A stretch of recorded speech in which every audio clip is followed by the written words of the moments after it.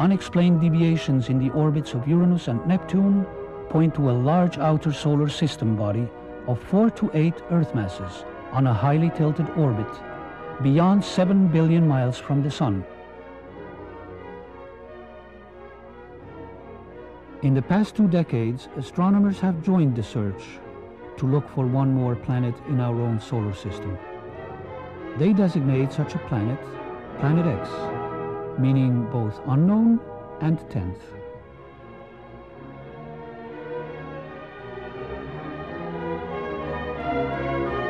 In August 1978, which was just about 6 weeks after we discovered the fact that Pluto has a satellite.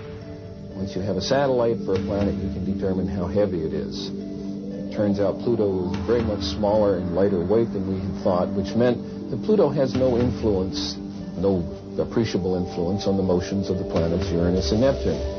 At that point, we voiced the hypothesis that this means that there is at least one yet to be discovered planet in the outer reaches of the solar system. Over the past 2 decades, physicists have joined astronomers in the search for the mysterious Planet X. One of the things we did in 1978, having made this prediction that there was an additional planet, 10th or 12th, depending on your point of view, we sort of put our money where our mouth was, as it were, and we went out and we started looking for this thing. We've been able to refine the search area somewhat, get it rather narrowed down. We do our predictions based on the observed anomalies in Uranus and Neptune. We actually are currently looking down in the region of Centaurus, which is just south of the constellation Libra. But if it is in the kind of orbit that we describe here, it would have to be a planet that would have a mass something like 3 to 5 times the mass of the Earth. This would put it intermediate between the gaseous planets like Uranus and Neptune and the terrestrial planets that we have in the inner part of the solar system. So if this planet turns out to be in a 3,600-year orbit, then its mass will be correspondingly larger. This one here is a map of the solar system as we know it.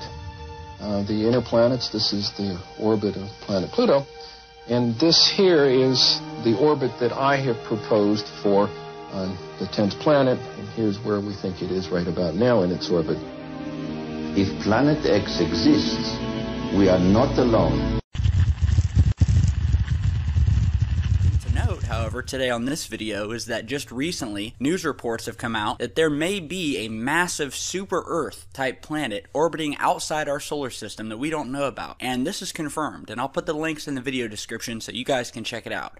So here's what we found. Dwarf planet discovery hints at a super-Earth in our solar system. Astronomers have increased the size of the observable solar system after spotting a 450-kilometer-wide object orbiting the Sun.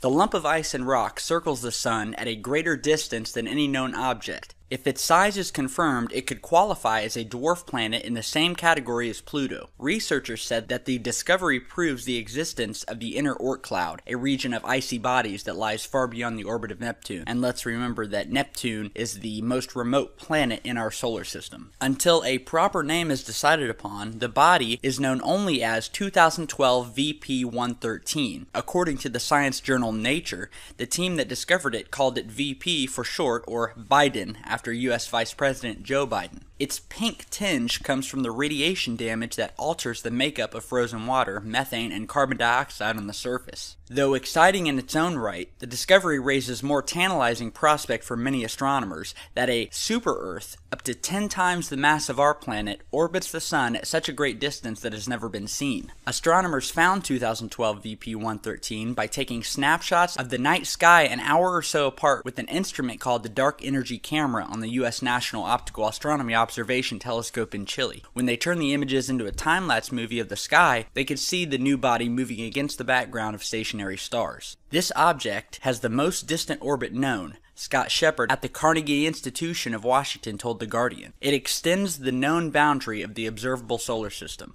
The object's orbit brings it as close as 12 billion kilometers from the Sun and swings out as far as 67 billion kilometers. There are comets that come from even farther out, but they pass much closer to our home planet. The solar system has 3 distinct regions. Closest to the Sun are the rocky planets such as Venus, Earth, and Mars. Farther out are the gas giants such as Saturn and Jupiter. More distant still, beyond the orbit of Neptune, is a band of icy objects called the Kuiper Belt. In 2003, astronomers found an object beyond the Kuiper Belt, which they called Sedna. For more than a decade, the object was a loner, an anomaly in the solar system. But the new body, 2012 VP-113, lurks in the same no-man's land of space, leading astronomers to believe that there could be thousands of similar bodies waiting to be discovered there. People wondered if Sedna was unique, and 10 years on, we have at last found another object that shows it is not. There is probably a large population of objects out there. The latest work has already thrown up an intriguing possibility. The angle of the body's orbit and that of Sedna's are strikingly similar, an effect most likely caused by a gravitational tug of another unseen body. One possibility is a super-Earth that traces so large an orbit around the Sun that it has never been seen. If you took a super-Earth and put it a few hundred astronomical units out, the gravity could shepherd Sedna and this new object into the orbits they have. An astronomical unit is around 150 million kilometers, or the mean distance from the Earth to the Sun. Earlier this month, NASA's Wide Field Infrared Survey Explorer, or WISE, reported the results from its search. Okay guys, this is Frank, and I'm doing an update on the black star object, fiery messenger, or second sun, whatever you want to call it. Today is June 22nd, 2014.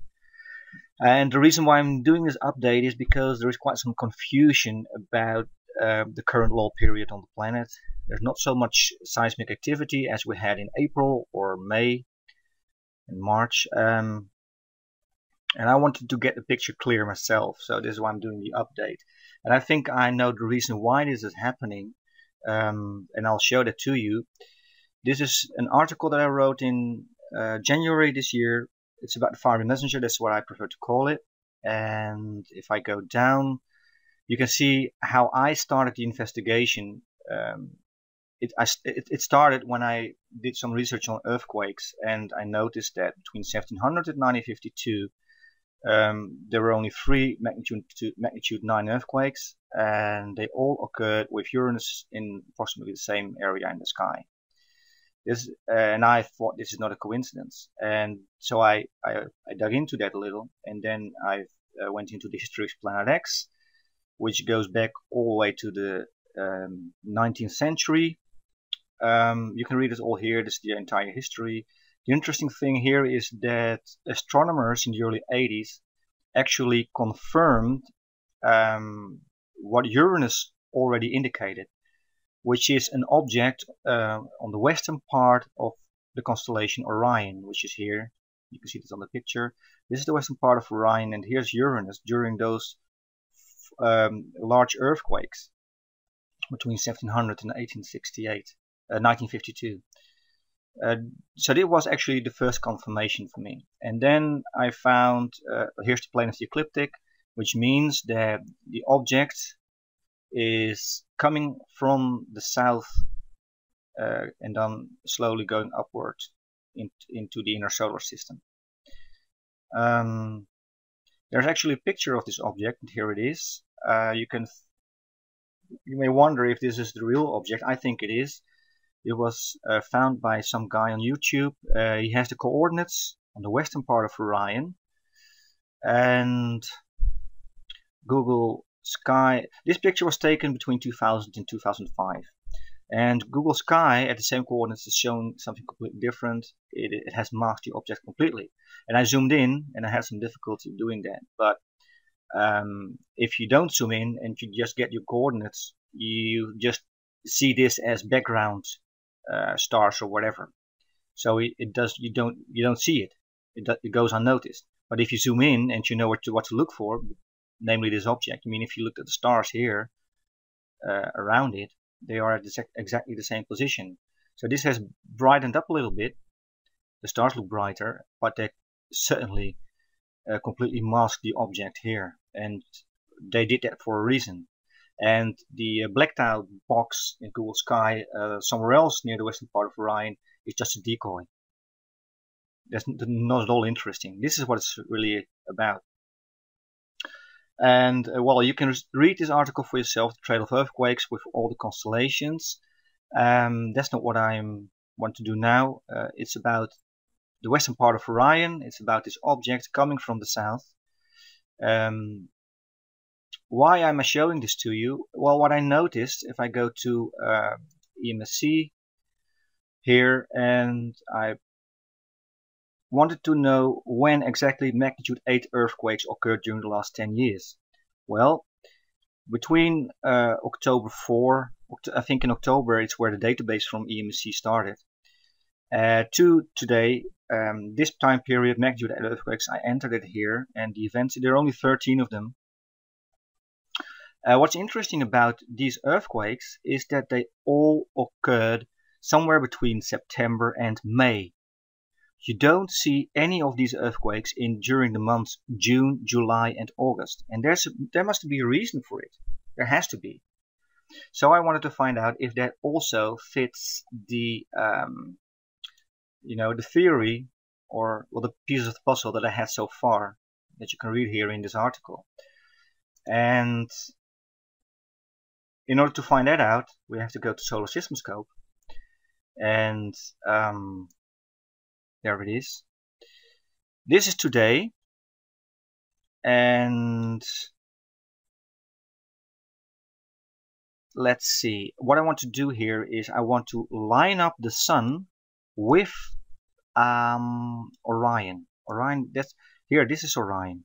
Here you can see it. This is the constellation Orion. And I want to line that up here, so like this. So the Sun is actually in the middle of Orion, like that. This here is the western part of Orion. Now, why is that interesting? Like I said, what you see here, especially during the last 4 years, magnitude 8 plus earthquakes occurred February, March, April, May, April. So between February and May. This is the area of Earth's orbit that we should take a look at. Well, let's do that here. Here's the Earth, and I draw it back to February. Here, this is the beginning of February. Maybe January as well, but here's February, early February, and then all the way up to May. You see what's happening? You see what's going on here? You see that?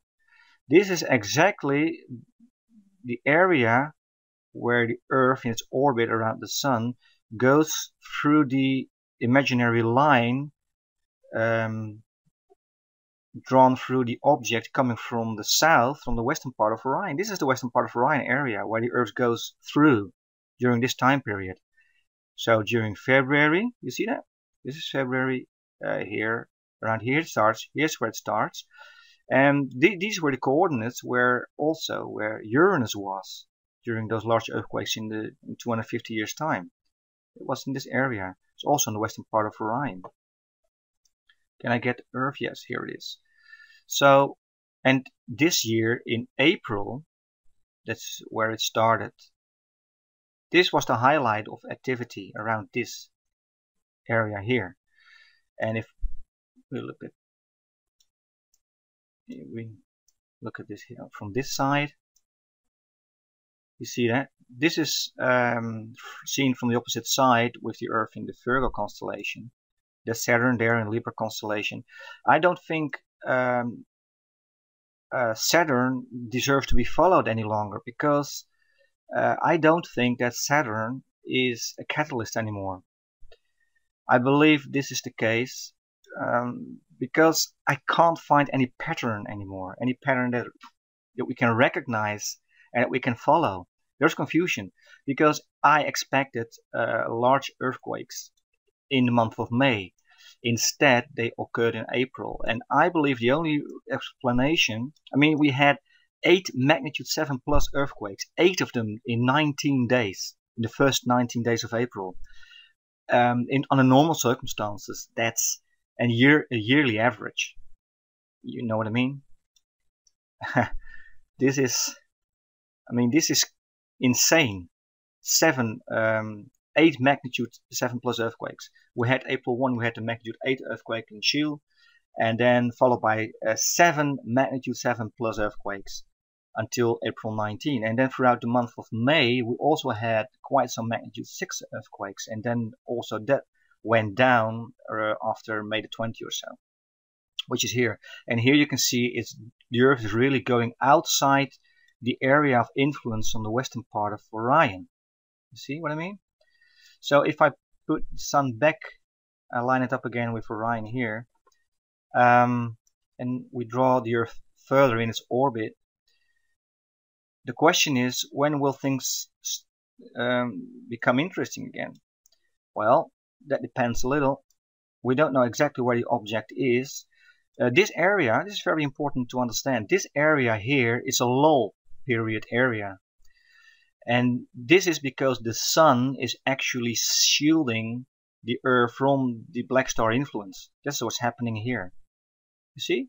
There are, in this area, in June, this is early June, July, and August, we haven't had any large earthquakes, magnitude 8 plus earthquakes, during the last 10 years, at least. And if you go further back in time, the largest earthquakes, starting in 1900 anyway, also did not occur during this time period here, June, July, August. They never did. It was January, or it was May, or it was March, or it was December, but never in this area. This is because the Sun is shielding the Earth, in my opinion anyway. So then when the Earth comes around, and then things become interesting again. So here it starts again. So early September, half September, in that area somewhere there. Things, because the Sun is no longer shielding the Earth from guiding star. What's interesting about it is that it seems to bespeak, at first you might think it's talking about the Sun, right? You know, God, Jah, Rastafari as the Sun, but then there's immediate connection when you understand the whole Nibiru connection with, and now that we're speaking on the connection with Moses and what the ancient Egyptians knew, who knew what when. You know, it's obvious that the ancient Egyptians preserved a more ancient record that came out of Ethiopia. You understand? Now this record also was communicated to the Midianites. We have that Hebrews in ancient Egypt, which were a particular religious denomination.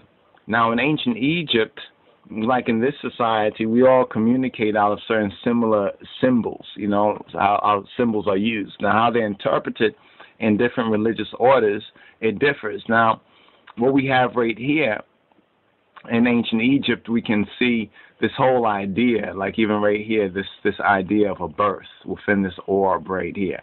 You understand, this new birth, right? Remember, Israel was Jah's son that he called out of Egypt. Now, when we look at it celestially, if we look at it from the heavens, and we put up the thing on Orion or Orion, and it's said to come from and emanate, in a sense, or its trajectory is coming from the Orion. Now, this is the Egyptian perspective of Nibiru and the Orion constellation. We know from the Western European and Greeks, they picture Orion differently. The Egyptians seem to picture it more in the Hebraic sense of the sower, because if you see his hand, it fades off here, and you can see the stars. He's sowing the stars right here, and he's carrying a staff in that sense, like a shepherd, right? So he's sowing these stars, and there's a 7 stars connection, and we touched on Amos, I think Amos 5, where it's saying, look to the one who makes the 7 stars and Orion. Now, there's one particular planet that's of particular interest, and that is called, some say, the 10th planet. You understand? The 10th planet, or Nibiru, right?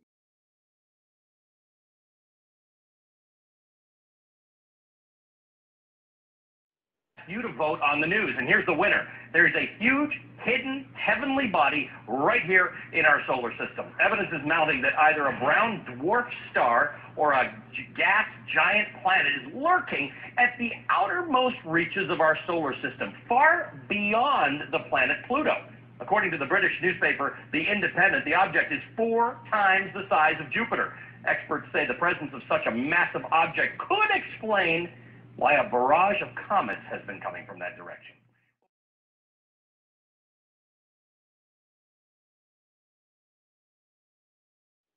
You to vote on the news, and here's the winner. There's a huge hidden heavenly body right here in our solar system. Evidence is mounting that either a brown dwarf star or a gas giant planet is lurking at the outermost reaches of our solar system, far beyond the planet Pluto.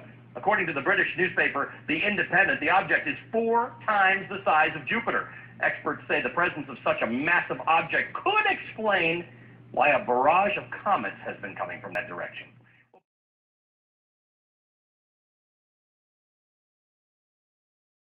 Whether that orbits the sun, whether it's an asteroid or a comet or Earth or Jupiter, they have a aphelion position on the far end where the object is moving its minimum velocity, and a perihelion position where the object is nearest the sun and moving at maximum velocity. Okay, so if this object truly did reach perihelion and is now on the outbound, you see it's moving now back to the location, moving through Leo and Virgo, Libra. You see now it's getting ready to go into the quadrant of space that includes Scorpio and Sagittarius. It's possible, since we're dealing with an anomalous object, is the reason that I'm considering this. It makes no sense to me how the object could be increasing in velocity. In other words, instead of 188 days, now we're beyond 204 days.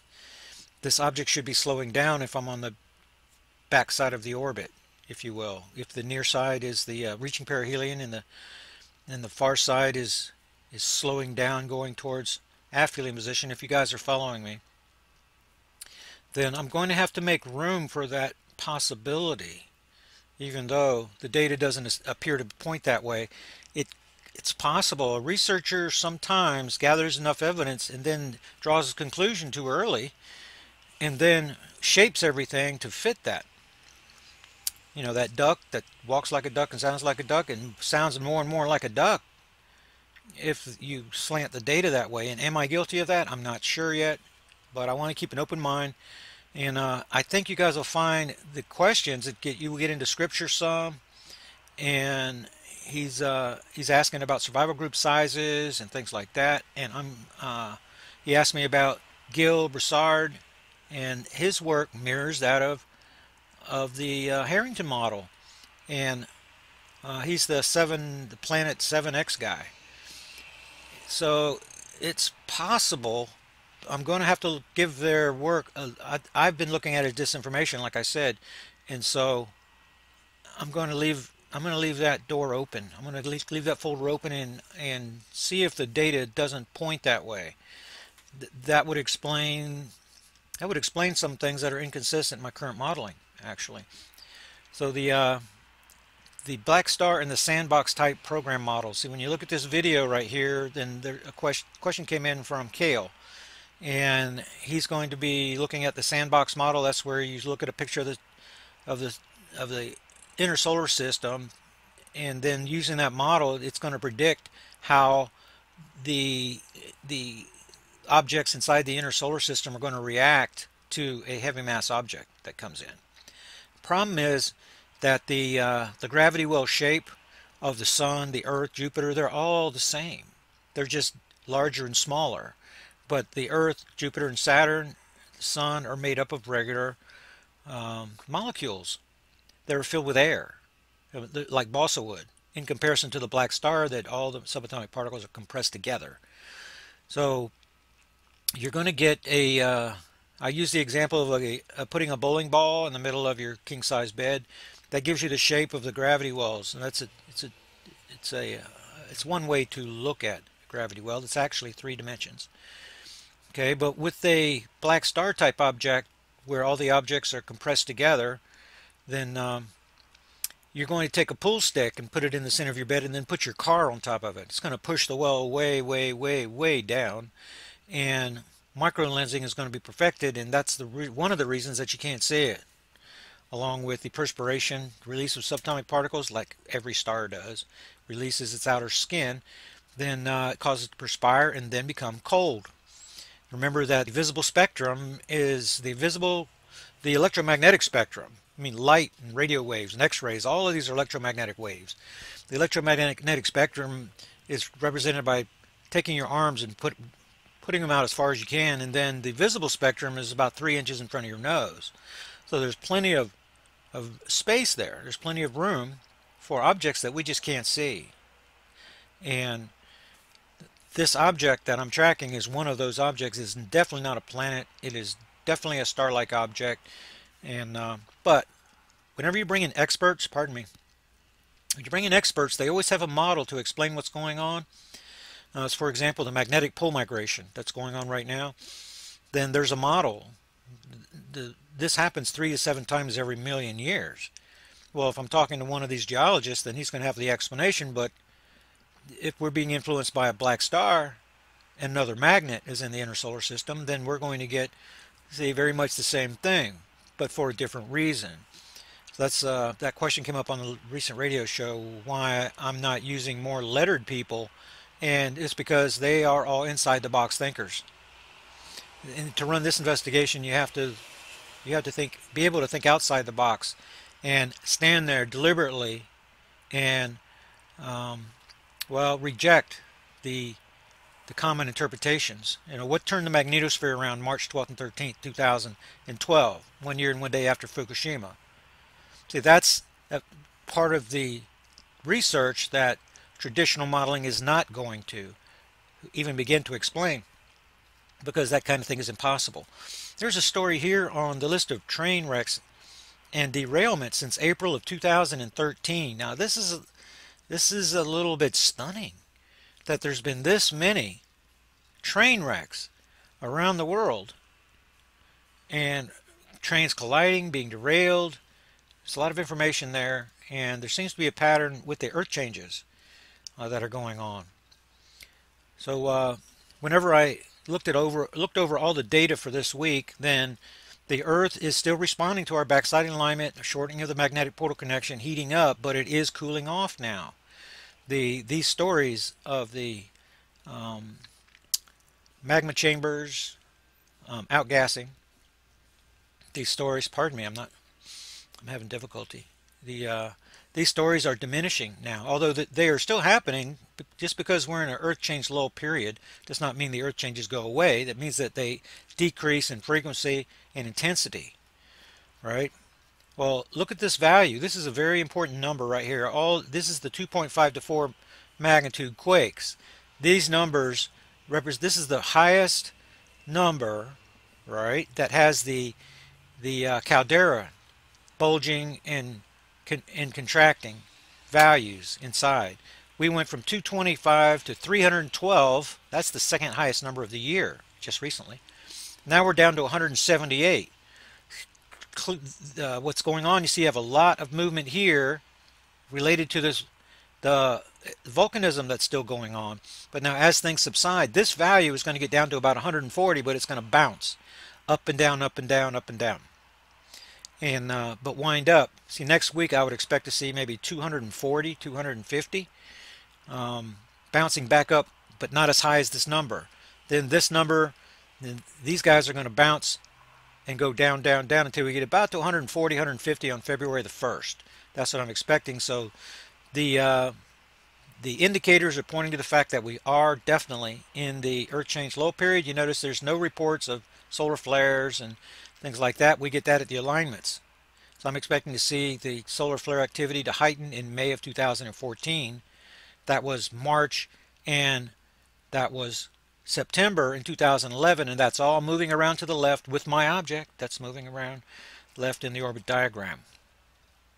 So yes, we're seeing evidence of shakers in diverse places. You know, in Connecticut, they're getting small tremors and things like that. Earth is finding equilibrium. That's what's happening. That for every action, there's a equal and opposite reaction. The Earth is reacting to what just happened with the uptick, but now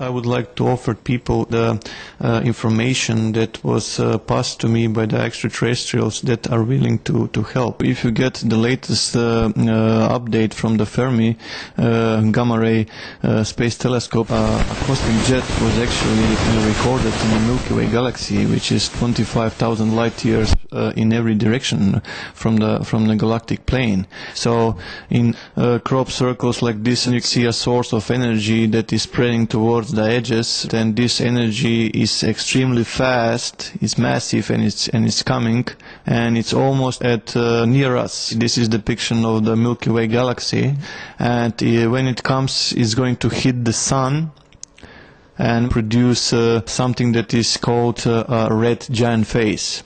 This wave of energy is a few million degrees Celsius, and is highly magnetic. And the surface of the sun is only 6,000 degrees Celsius. If something that is millions of degrees Celsius touches a surface of a plasma that is only 6,000 degrees Celsius, it would be enough for the star to spend all its fuel and to move from its main sequence into what is known as red giant phase, like in this crop circle. The Sun radiates heat by converting hydrogen within its core into helium in a process known as nuclear fusion. The Sun's characteristics are just right for enabling life on Earth to flourish and be sustained. Once the hydrogen at the Sun's core becomes depleted, a process that normally takes 5 billion years, the core begins to contract. The star then collapses and releases gravitational energy into its surrounding outer layer, causing it to expand and transforming it into a red giant. When the red giant phase ends, the Sun will become a smaller, cooler star which is known as a white dwarf. Mr. Andov has determined from analyzing the crop circles that after the energy wave arrives, the Sun's white dwarf phase will be reached within months. This is the close-up of the crop circle that was delivered and the red giant phase.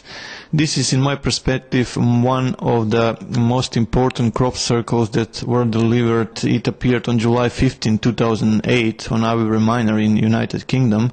It's the depiction of our solar system with all the planets and with only slight deviation. Pluto is not the same.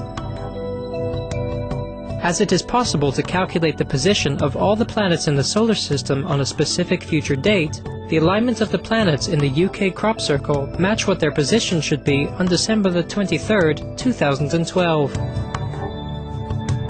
There was another depiction, another warning, which actually took place on 29th of March 2011 when we experienced this amazing display above the sky of New Zealand.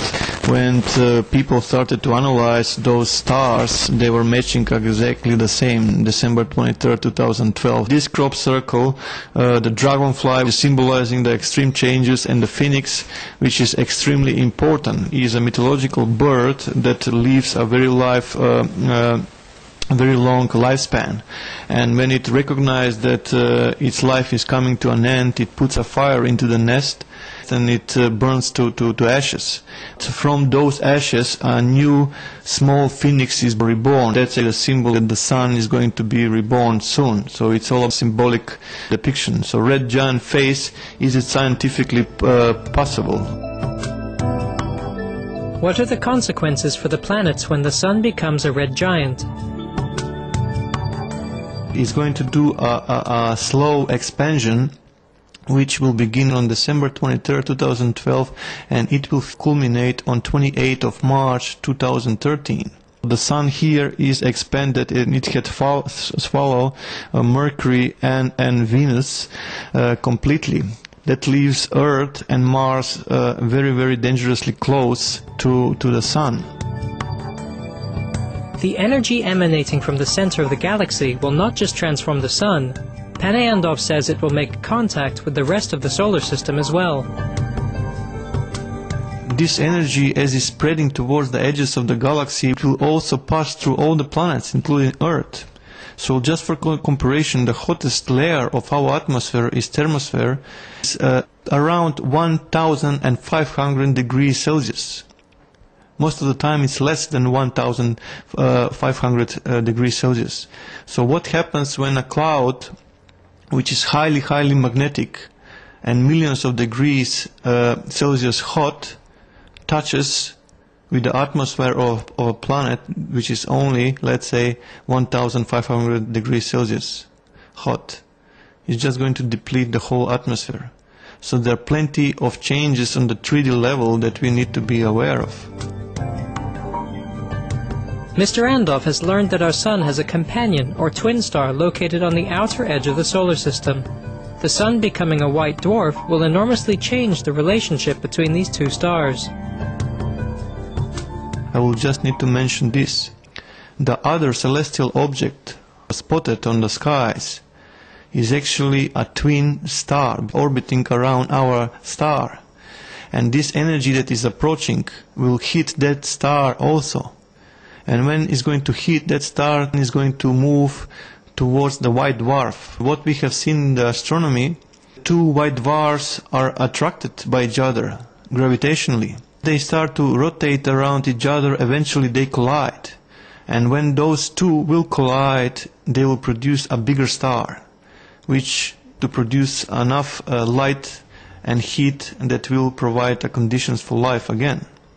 So what I'm trying to say with this is that this white dwarf alone is not capable of producing the same amount of light as we are receiving today, which means it's not capable to produce the same amount of heat that we need to survive on the surface.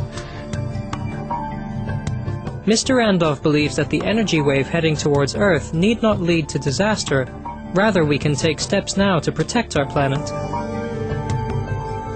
But this energy that is approaching can be shielded, and the crop circles are leading us towards the conclusion and to the answer how we can do this. The data that arrived through the crop circles, plenty of information was about the fractal geometry, and people realized that they are referring to fractals. But in reality, they are referring that this universe we live in is a fractal universe, and we can influence it. Panayandov says that although the recognition of fractals is correct, most don't understand that the data is saying that we live in a fractal universe and we can influence or change the universe.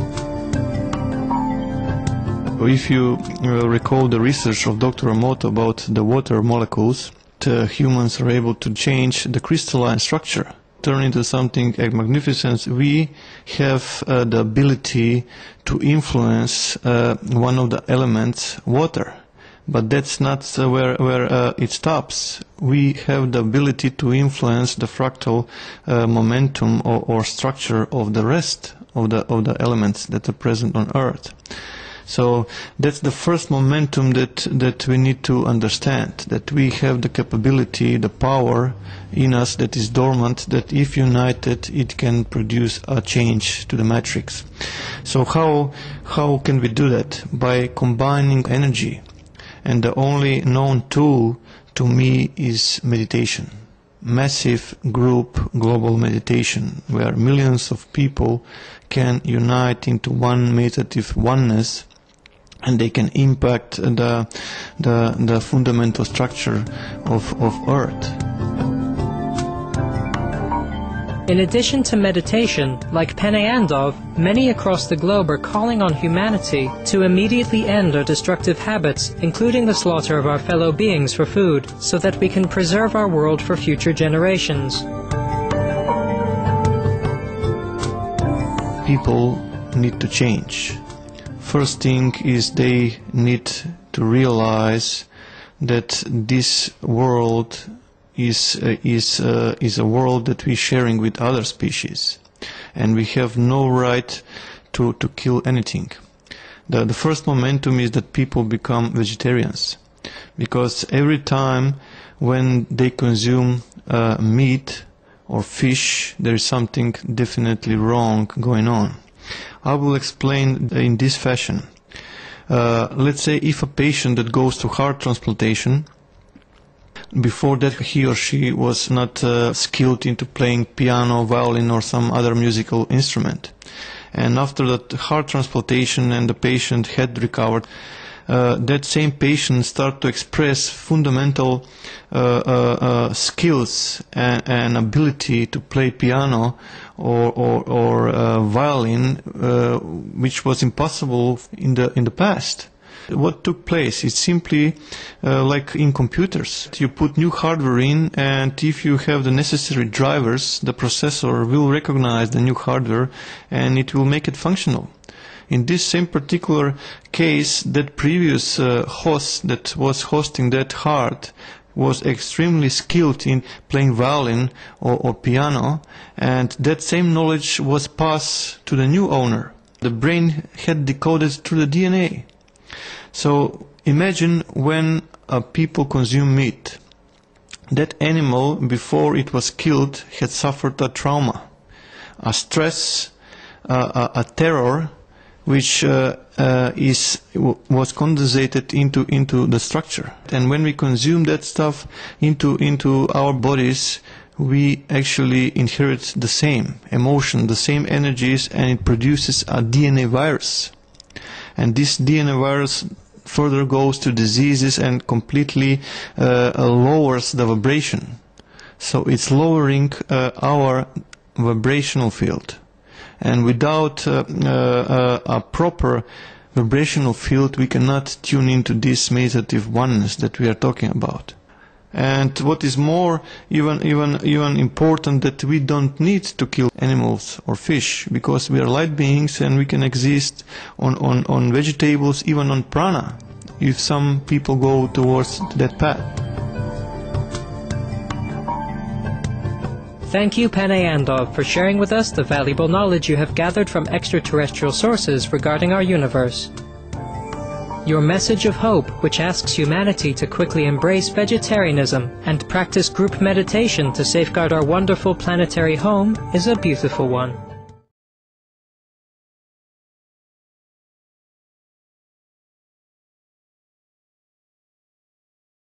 That's all I thought it was.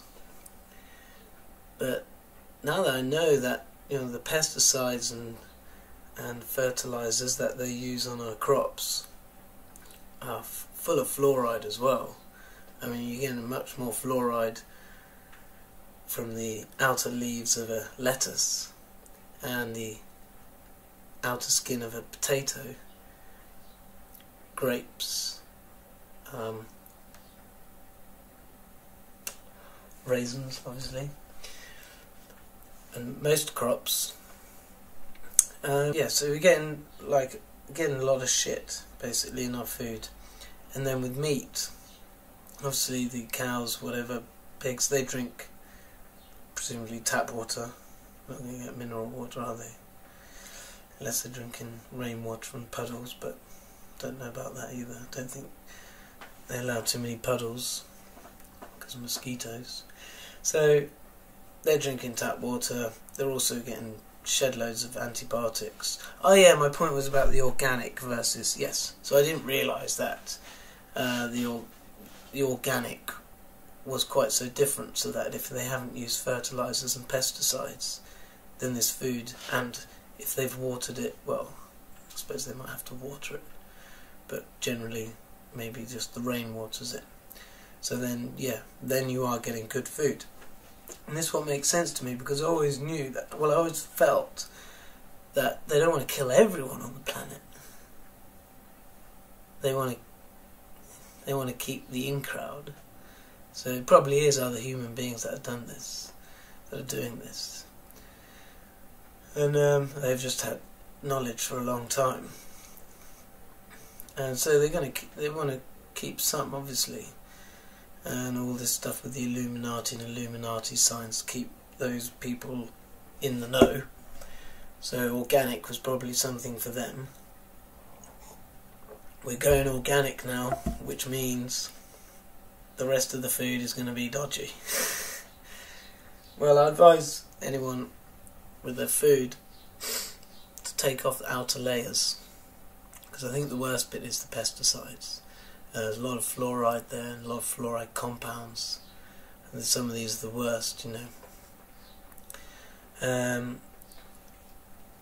So take off the outer leaves, peel them heavily, because you can't wash it off, it's too sticky. But what you should know is that these fluoride ions will, on their own, will go and sort of block your chakra. This is my understanding.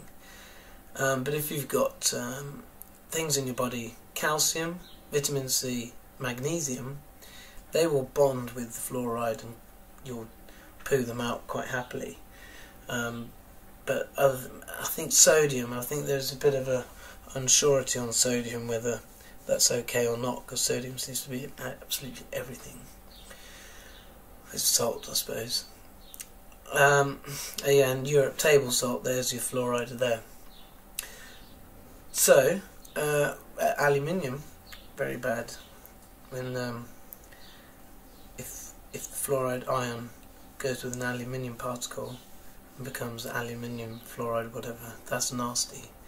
And by the way, just to let you know, fluoride is basically this real toxic thing. It just bonds with anything. So, you know, it will bond with whatever's there. I don't know if it has a preference or not. So the thing to do is to make sure you've got some nutrition in your body, calcium, vitamin C, magnesium. Don't know where you get magnesium from. Make sure you've got that in your body, and then if you consume fluoride, it's not likely going to hurt you so much.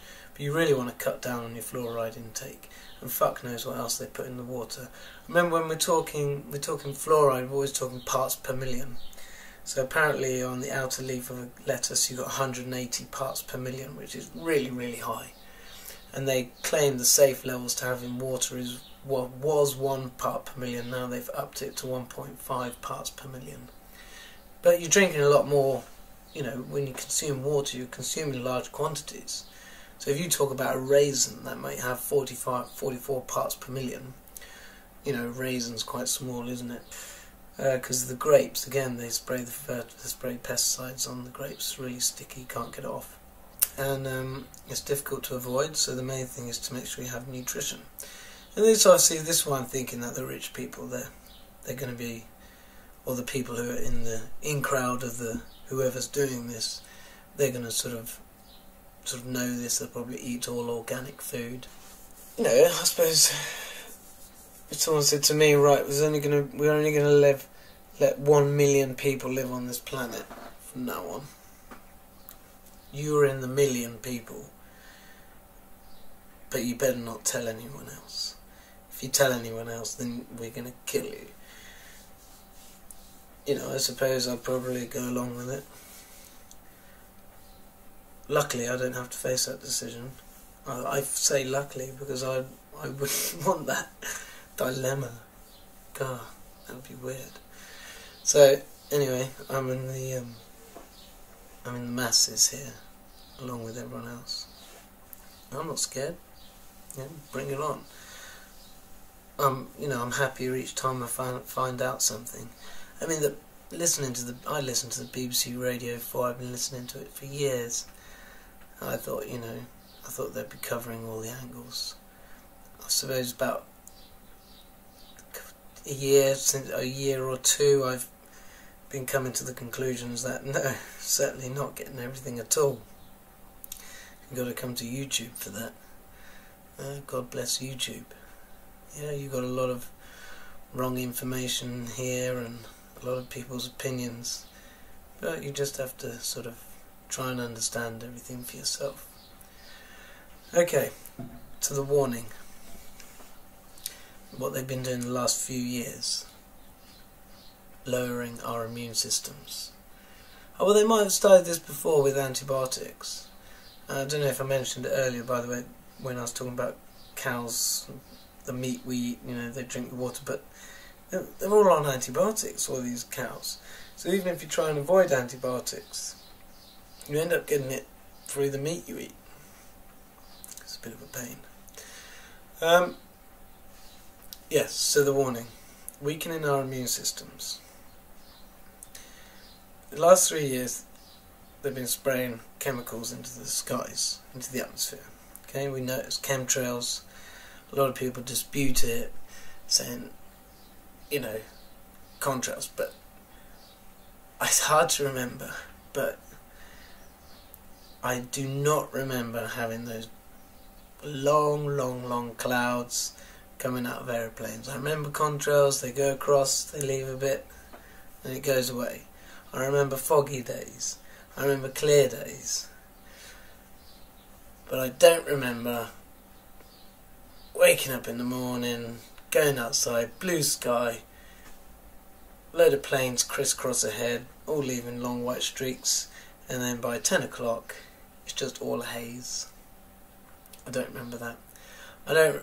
And then sort of, you know, sometimes in the evening or whatever, you know, I'm sort of outside and there's breathing in sharp. It's like you can tell there's something in the air, and that's actually when I go inside and keep the windows shut for a bit. Although I always sleep with the window open. I cannot sleep with the window closed.